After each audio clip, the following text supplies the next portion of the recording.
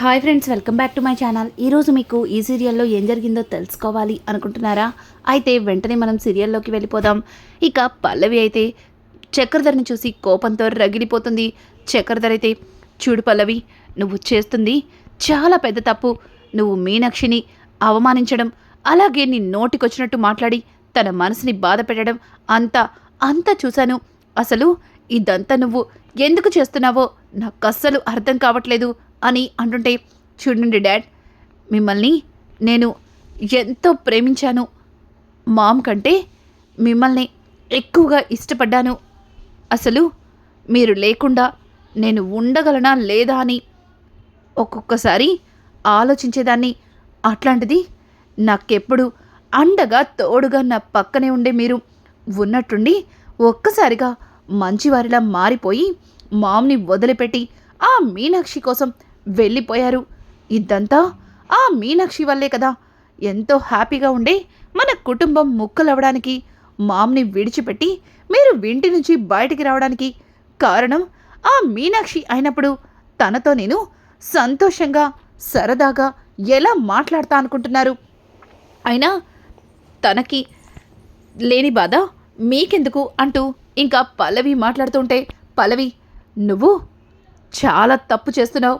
అసలు నిజమేంటో తెలియకే నువ్వు ఇలా మాట్లాడుతున్నావు. అసలు నువ్వు మీనాక్షిని అన్ని మాటలు అనే ముందు మీనాక్షి నీకు ఏమవుతుందో తెలుసుకోకుండా ఇలా నోరు జారడం ఏమాత్రం కూడా బాగాలేదు అని అంటుంటే, ఇక పల్లవి, చాలు డాడ్, చాలు. పదే పదే ఆ మీనాక్షి పేరుని తలవకండి. వినటానికి నాకు కంపరంగా ఉంది. ఏమవుతుంది? అది నాకు ఏమీ కాదు.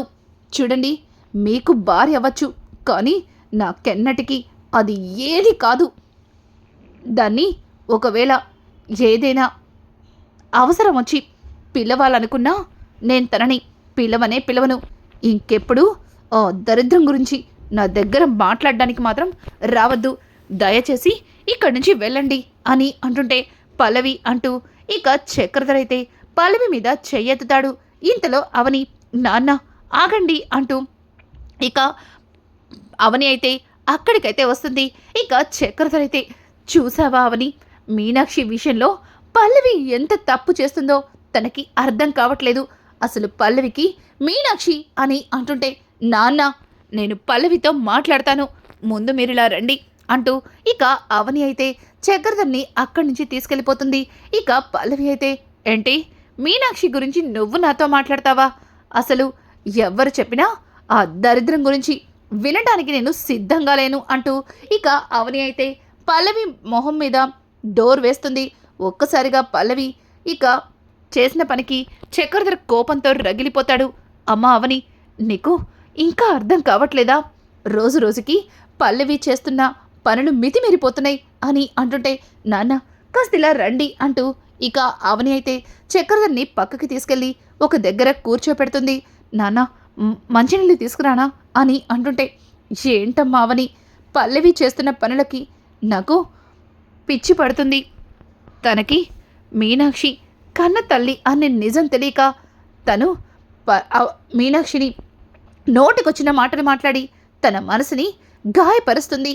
చూడమ్మా, ఇంకా మనం ఆలస్యం చేస్తే పల్లవి మీనాక్షి విషయంలో ఇంకా ఎంత పెద్ద పొరపాటు చేస్తుందని నాకు భయంగా ఉంది అని చెప్పడంతో ఇక అవని అయితే, నాన్న మీరన్నది కూడా నిజమే కానీ అని అంటుంటే, చూడమ్మా అవని, నువ్వింతవరకు ఎవరికేం జరుగుతుందా అని ఆలోచించావు. కానీ నువ్విప్పుడు నిజం బయట పెట్టకపోతేనే ఎవరో ఒకరికి ఏదో ఒకటి జరిగే అవకాశం ఉంది. చూడు, భరత్, ప్రణత్, పల్లవిల గురించి నిజాన్ని బయట పెట్టాలి. ఆ నిజం అందరికీ తెలియాలి అని చెప్పడంతో, సరేనన్నా, ఎలాగో అందరూ ఇక్కడికి వస్తారు కదా, వీలు చూసుకొని అందరికీ నేనే నిజాన్ని బయట పెడతాను. అంతవరకు మీరు ప్రశాంతంగా ఉండండి, సరేనా అంటూ ఇక అవని అయితే చక్రధర్కి నచ్చ చెప్పి అక్కడి నుంచి వెళ్ళిపోతుంది. ఇంకా ఇది ఇలా ఉండగా కమల్ అయితే ఇల్లంతటినీ అందంగా డెకరేట్ చేస్తాడు. ఇక పల్లవి అయితే, ఈ ఫంక్షను జరగకూడదని నేను కోరుకుంటే ఈ తింగరోడు ఈ ఫంక్షన్ని ఏదో పెద్ద పెళ్లి చేసినట్టు చేసేయాలని తెగ బిల్డప్ ఇస్తున్నాడు. ఎట్టి పరిస్థితుల్లో ఈ ఫంక్షన్ జరగదు, ఇక్కడికి మామ్ భరత్ రానే రారు అని చెప్పి ఇక పల్లవి అయితే తన మనసులో అనుకుంటూ ఉంటుంది. ఒక్కసారిగా ఇక పల్లవి అనుకున్నట్టుగానే అక్కడికి ఎవరు రారని అనుకునే లోపే ఒక కార్ వచ్చి ఆగుతుంది. ఒక్కసారిగా కారులో నుంచి ఇంకా శ్రీకర్ అలాగే శ్రేయ దిగుతారు. శ్రీకర్ శ్రేయాలని చూసి ఇక పల్లవి అయితే ఇదేంటి, అసలు ఈ గుమ్మమే తొక్కనన్నా శ్రేయ ఇక్కడికొచ్చింది అని చెప్పి ఇక పల్లవి ఆశ్చర్యంగా చూస్తుంటే వాళ్ళిద్దరూ లోపలికి వచ్చి ఇక అక్కడే ఉన్న ఆరాధ్యకి బర్త్డే విష్ చేస్తారు. ఒక్కసారిగా వాళ్ళిద్దరిని చూసిన కుటుంబ సభ్యులందరూ కూడా చాలా ఆనందపడతారు. కానీ పల్లవి మాత్రం ఇక వాళ్ళ వైపు చూస్తూ, ఏంటి బావా, ఆరాధ్యకి విష్ చేయడానికి వచ్చారా అని అంటుంటే ఇక అక్కడే ఉన్న అవని, లేదు, ఆరాధ్యకి విష్ చేయడమే కాకుండా వాళ్ళిక్క నుంచి ఇక్కడే ఉండడానికి వచ్చారు అని చెప్పడంతో ఒక్కసారిగా ఇక పల్లవి అయితే షాక్ అయిపోతుంది. ఇంకా పార్వతి అయితే, అవని నువ్వు చెప్పేది నిజమా అని అడగడంతో ఇంకా అక్కడే ఉన్న శ్రేయ అయితే, అవునత్తయ్య, అవని అక్క చెప్పింది నిజమే, ఇక నుంచి నేను శ్రీకర్ ఇక్కడే మీతోనే కలుసుంటాం అని చెప్పడంతో ఒక్కసారిగా పార్వతి అయితే చాలా ఆనందపడిపోతుంది. అలాగే శ్రేయ దగ్గరకు వచ్చి ఇంకా తనని దగ్గరికి తీసుకుని తన జాగ్రత్తలు తన మంచి చెడ్డల్ని అడుగుతూ ఉంటుంది. ఇక అదంతా చూసిన పల్లవి అయితే కోపంతో రగిలిపోతుంది. ఏంటి ఈ అవని ఏం చేసింది, శ్రేయాని ఇక్కడ ఉండడానికి ఏం చెప్పి ఒప్పించింది, అసలు ఈ అవని ఏం చేస్తుందో అస్సలు అర్థం కావట్లేదు. అటు చూస్తే మామ్ భరత్ల ఫోను స్విచ్ ఆఫ్ వస్తుంది, నాకు ఏం చేయాలో కూడా అర్థం కావట్లేదు అని చెప్పి ఇక పల్లవి అయితే తెగ ఆలోచించేస్తూ ఉంటుంది. ఇంతలో పెద్దావిడ, ఏయ్ అడ్డులెగవే అని అరవడంతో ఒక్కసారిగా పల్లవి, ఒసై ముసలి నీకేమైందే, ఎందుకే నా మీద ఎంత కోపాన్ని చూపిస్తున్నావు అని అంటుంటే, ఒసై ఎన్ని రోజులు కూతురు అని అందరికంటే నిన్నే ఎక్కువగా గారం చేశాను, కానీ నువ్వు నా మీద ఇంత కక్ష కట్టుకు తిరుగుతున్నావని అస్సలు అనుకోలేదు. ఇంట్లో ఎవరు ఒప్పుకోకపోతే నన్ను చంపేయటానికి కూడా నువ్వు సిద్ధంగా ఉన్నావని నాకు అర్థమైపోయిందే, ఇక ఎన్నడూ కూడా నీతో ఒంటరిగా ఉండను అంటూ ఇక పెద్దావిడైతే పల్లవికి వార్నింగ్ ఇస్తుంటే అది చూసిన కమల్ తనలో తను నవ్వుకుంటూ ఉంటాడు. అలాగే అవని అయితే, అమ్మమ్మ ఏమైంది అని అంటుంటే, ఏమవుతుందమ్మా ఇది అని అంటుంటే ఇంతలో కమల్, నానమ్మ ముందు నువ్వు ఇక్కడి నుంచి వెళ్ళు, చాలా పనులున్నాయి, ఏదైనా ఉంటే ఫంక్షన్ అయ్యాక మాట్లాడుకుందామంటూ ఇక కమల్ అయితే పెద్దావిడిని అక్కడి నుంచి పంపించేస్తుంది. ఇక పల్లవి అయితే, ఈ ముసల్దానికి ఏమైంది, నా మీద ఎంత కక్ష కట్టింది, అసలు ఈ అవని ఏం చేస్తుంది, అందరినీ తన మాయ మాటలతో ఇక శ్రీకర్ వచ్చినట్టు మామ్ కూడా భరత్ ప్రణతులను తీసుకొని ఇక్కడికి వచ్చేస్తుందా అని చెప్పి ఇక పల్లవి అనుకునే లోపే అక్కడికి రాజేశ్వరి అలాగే భరత్ ఇంకా ప్రణతులైతే వస్తారు. వాళ్ళ ముగ్గురిని చూసిన మిగిలిన కుటుంబ సభ్యులైతే చాలా అంటే చాలా ఆనందపడిపోతారు. ఇక రాజేశ్వరిని చూసిన పల్లవి అయితే, మామ్ ఏంటి మామ్ నువ్వు కూడా వచ్చావా అని అంటుంటే, మరి ఆరాధ్య ఫంక్షన్కి నేను రాకుండా ఎలా ఉంటాను, నా మనవరాలు పుట్టినరోజుని దగ్గరుండి మరి చూడాలనుకున్న దాన్ని నేను రాకుండా ఉంటానా అంటూ ఇంకా రాజేశ్వరి అలాగే తన పక్కన ఉన్న భరత్ వైపు చూస్తుంది. భరత్ కూడా హ్యాపీ బర్త్డే ఆరాధ్య అంటూ తను తీసుకొచ్చిన గిఫ్ట్ని ఇక ఆరాధ్య చేతికి ఇవ్వడంతో ఒక్కసారిగా ఆరాధ్య థ్యాంక్ యూ మావయ్య అంటూ ఇక భరత్ని హత్తుకుంటుంది. అలాగే ప్రణతి వైపు చూసి, అత్త నువ్వేం గిఫ్ట్ తేలేదా అంటూ ఆరాధ్య అయితే ఇక ప్రణతి వైపు చూడటంతో, అయ్యో నీకోసం ఈ అత్త ఏ గిఫ్ట్ తేకుండా ఉంటుందా అంటూ ఇక తను తీసుకొచ్చిన ఒక ఫ్రాక్ని ఆరాధ్య చేతిలో పెడుతుంది. ఇంకా అలా అందరూ కూడా సరదాగా మాట్లాడుకుంటూ ఉంటారు. పల్లవికి ఏమీ అర్థం కాదు, అసలు వీళ్ళందరినీ అవని ఏం చెప్పి ఒప్పించింది, ఎలా తీసుకొచ్చింది అని చెప్పి ఆలోచిస్తూ ఉండగా ఇక ఇంతలో పల్లవి దగ్గరికి అవని అయితే వస్తుంది. ఏంటి ఇంతవరకు ఆలోచించి బుర్ర హీటెక్కుంటుంది, ముందు ఈ చల్లని జ్యూస్ తాగు అంటూ ఇంకా పల్లవికి కూల్ జ్యూస్నైతే ఇస్తుంది. ఆ జ్యూస్ తాగిన పల్లవి, చూడు నాకు ఎంత ఆలోచిస్తున్నా అస్సలు అర్థం కావట్లేదు. అసలు శ్రీకర్ని, శ్రియాని, మా మామ్ని, భరత్ని, ప్రణతిని ఇక్కడికి ఏం చెప్పి తీసుకొచ్చావు?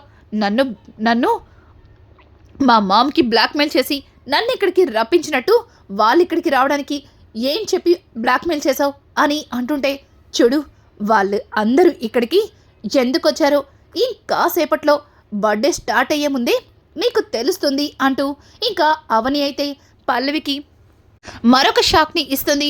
ఒక్కసారిగా పల్లవి, ఏంటి బర్త్డే స్టార్ట్ అయ్యేలోపు తెలుస్తుందా అంటే ఏం చెప్పింది, అసలు ఏమై ఉంటుంది అని చెప్పి పల్లవి అయితే పిచ్చి పట్టిందల్లా ఆలోచిస్తుంది. ఇక ఇంతలో రాజేశ్వరి అక్కడికి రావడంతో, మామ్ అసలు అసలు నువ్వు ఇక్కడికి రావడం ఏంటి? పైగా నువ్వు రావడమే కాకుండా భరత్ని, ప్రణతిని కూడా తీసుకొచ్చావు. ఒక్కసారి చూడు, ఆ మీనాక్షి భరత్తో ఎంత సంతోషంగా మాట్లాడుతుందో అని చెప్పి ఇక రాజేశ్వరికి చూపించడంతో, రాజేశ్వరి మరి తప్పదు కదా పల్లవి, ఎంతైనా భరత్ మీనాక్షి కొడుకు, మరి ఇన్ని రోజులు కన్న కొడుకు దూరమైతే ఏ తల్లైనా అలాగే పరితపిస్తుంది కదా అంటూ రాజేశ్వరి మాట్లాడుతుంటే ఒక్కసారిగా ఆ పల్లవి షాక్ అయిపోతుంది. మామ్ చూడు మామ్, నువ్వు కూడా ఆ అవనిలాగే మాట్లాడుకు. ముందసలు ఏం జరిగింది? నువ్వు భరత్ని ఇక్కడికి తీసుకురావడానికి కారణమేంటి చెప్పు మామ్ అని అంటుంటే, ఎవరు పిలవకపోయినా రాజేశ్వరి ఆ వస్తున్నాను వదనా అనుకుంటూ అక్కడి నుంచి లేచి వెళ్ళిపోతుంటే, ఆగండి మామ్, అసలు మీరు ఫోన్ ఎందుకు స్విచ్ ఆఫ్ పెట్టారు?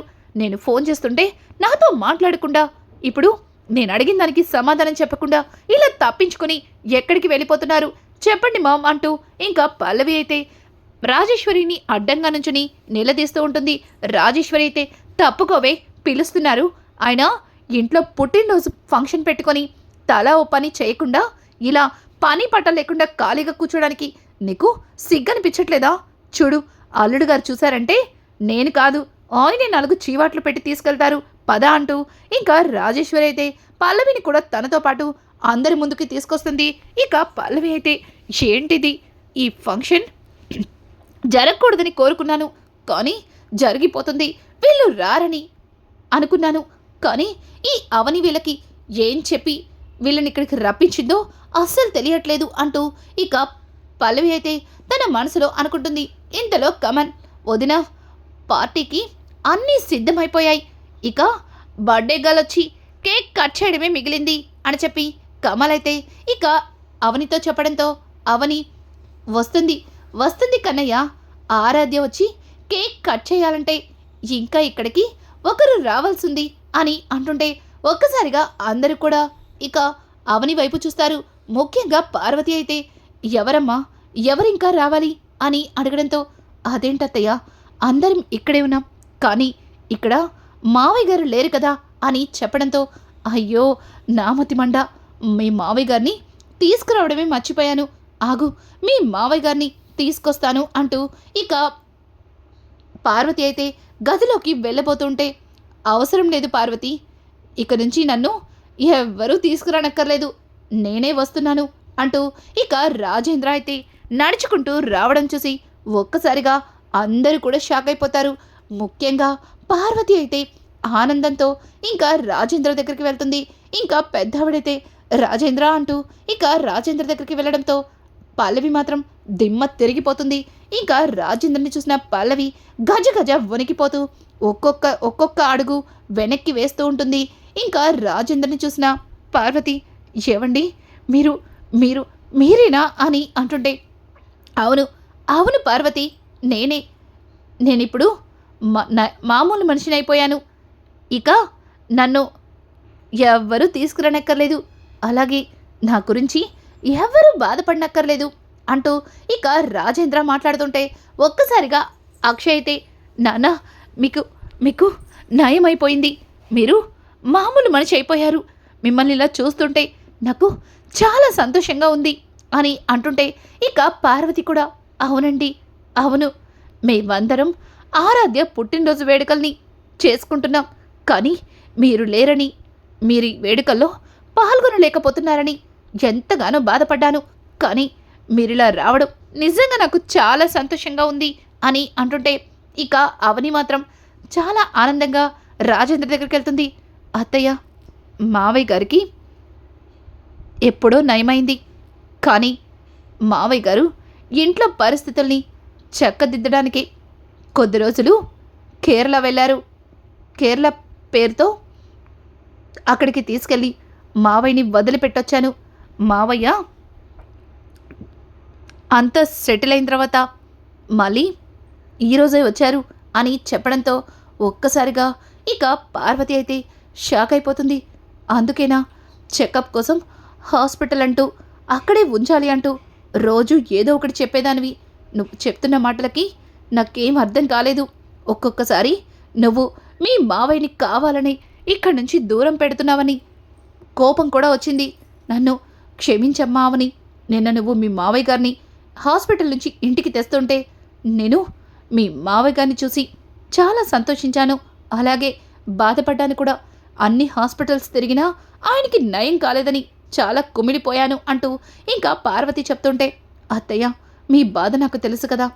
అలాగే పల్లవి, నువ్వు ఈరోజు ఉదయం నుంచి షాకుల మీద షాకులు తిని బాగా ఆలోచిస్తున్నావు కదూ. శ్రేయాని, శ్రీకర్ని, అలాగే రాజేశ్వరి పిన్నిని, భరత్ని, ప్రణతిని ఇక్కడికి ఎలా వచ్చారా, ఎవరు తీసుకొచ్చారా, ఇక్కడికి రావడానికి వాళ్ళు ఎలా ఒప్పుకున్నారా, ఇలాంటి ప్రశ్నలతో నీ బుర్ర బాగా హీట్ ఎక్కిపోయింది కదా. ఆ ప్రశ్నలన్నింటికీ నీకు సమాధానం ఇప్పుడు చెప్తాను. వీళ్ళందరినీ మావయ్య గారే స్వయంగా వెళ్ళి పిలిచారు.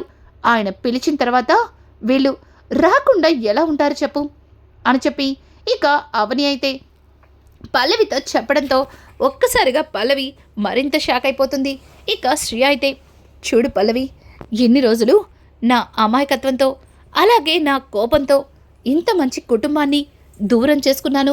వీళ్ళందరికీ దూరమయ్యి ఎంతో బాధని అనుభవించాను. నేను పడ్డ బాధలు అలాగే నేను అనుభవించిన కష్టం అన్నీ కూడా నాకు మావయ్య గారు అర్థమయ్యేలా చెప్పారు. నేను చేసిన తప్పులకి మావయ్య గారిని క్షమాపణ అడిగాను. తిరిగి మళ్ళీ నా కుటుంబంతో కలిసి ఉండాలని ఇక్కడికి వచ్చాను అంటూ ఇక శ్రేయ చెప్పడంతో పల్లవి మరింత భయపడుతుంది. ఇక అక్కడే ఉన్న రాజేశ్వరి, పల్లవి ఎందుకే భయపడుతున్నావు? మా అన్నయ్య తిరిగి మళ్ళీ మామూలు మనిషయ్యారు.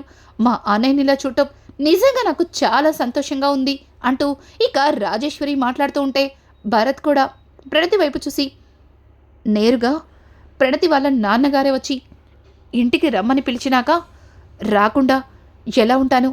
నా కోసం కాకపోయినా ప్రణతి సంతోషం కోసమన్నా ఇక్కడికి రావాలి కదా అంటూ ఇక భరత్ మాట్లాడుతూ ఉంటే అక్కడే ఉన్న రాజేంద్ర అయితే, చూడండి, మీ అందరికీ తెలియని మరొక నిజముంది. ఇన్ని రోజులు భరత్ మీనాక్షి కొడుకని, అలాగే రాజేశ్వరి మీనాక్షి నుంచి భరత్ని దూరం చేస్తుందని రాజేశ్వరిని అపార్థం చేసుకున్నారు. అలాగే తనని ఎన్నో మాటలు అనుకున్నారు. నిజానికి రాజేశ్వరి భరత్ని తన వైపుకు తిప్పుకోవడం కాదు, తన ప్రేమతో తన కన్న కొడుకుని తన దగ్గరికి చేర్చుకోవాలి అనుకుంది అని చెప్పడంతో ఒక్కసారిగా ఇక అందరూ కూడా షాక్ అయిపోతారు. ఇంకా అవని అయితే, అవును, ఇన్ని రోజులు మీకు తెలియని నిజం ఏంటంటే, నిజానికి పల్లవి రాజేశ్వరి పిన్ని కూతురు కాదు, మా అమ్మ మీనాక్షికి పుట్టిన కూతురు. భరత్ రాజేశ్వరి పిన్ని కొడుకు అంటూ ఇక అవని అయితే జరిగిన నిజాన్ని బయట పెడుతుంది. ఇక పల్లవి అయితే ఆ నిజం తెలుసుకొని ఒక్కసారిగా షాక్ అవుతుంది. కానీ తను ఎవరి ముందు కూడా ఏ రకంగానూ ప్రాధేయపడదు. అలాగే అక్కడ జరిగిన వాటన్నింటికీ కూడా ఎటువంటి రియాక్షన్ లేదు. కేవలం రాజేంద్రని చూసి గజగజ వణికిపోతుంది. ఇక పార్వతి అయితే పల్లవి దగ్గరకు వచ్చి, ఏంటి పల్లవి, ఇంత జరుగుతున్నా నువ్వొక్క మాట కూడా మాట్లాడావు? ఎన్ని రోజుల నుంచి నీ కన్న తల్లి మీనాక్షి అని తెలియక తనని ఎన్నో మాటలని ఎన్నో తప్పులు చేశావు. కనీసం తనకి క్షమాపణ చెప్పాలని కూడా లేదా అని అంటుంటే ఇక అందరి ముందు పల్లవి అయితే రాజేంద్ర కాళ్ళ మీద పడి, మావయ్య గారు నన్ను క్షమించండి, నేను చాలా పెద్ద తప్పు చేశాను, ఇంకెప్పుడు కూడా అటువంటి పొరపాటు చేయను అంటూ పల్లవి అయితే అందరి ముందు రాజేంద్ర కాళ్ళు పట్టుకోవడంతో ఒక్కసారిగా అందరూ కూడా షాక్ అవుతారు. అవని మాత్రం, చూడు పల్లవి, ఇప్పటికైనా తప్పు తెలుసుకున్నావు, ఇక ఈ విషయాన్ని ఇంతటితో వదిలేసి అని చెప్పడంతో ఇంకా కమల్ మాత్రం వదిన ఏమైంది, తను నాన్నకెందుకు క్షమాపణ చెప్తుంది, నాన్న ఇలా అవడానికి కారణం తానే అంటూ ఎందుకు మాట్లాడుతుంది, నాకు ఇక్కడ ఏదో నిజాన్ని దాచిపెట్టారు అంటూ ఇక కమల్ అయితే పల్లవిని అడుగుతుంటే అక్కడే ఉన్న అవని, చూడు కమల్, జరిగిన విషయం గురించి మాట్లాడుకోవడం అనవసరం. చూడు, అందరం సంతోషంగా ఉండేటప్పుడు నువ్విలా నిలతేయడం కూడా బాగాలేదు. చూడు పల్లవి, ఇక జరిగిన విషయాన్ని వదిలిపెట్టు. దాన్ని మావి గారు ఎప్పుడో క్షమించేశారు.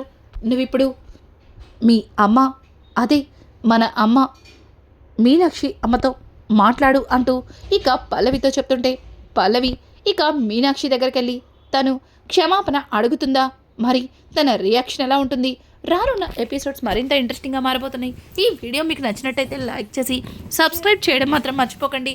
Thanks for watching.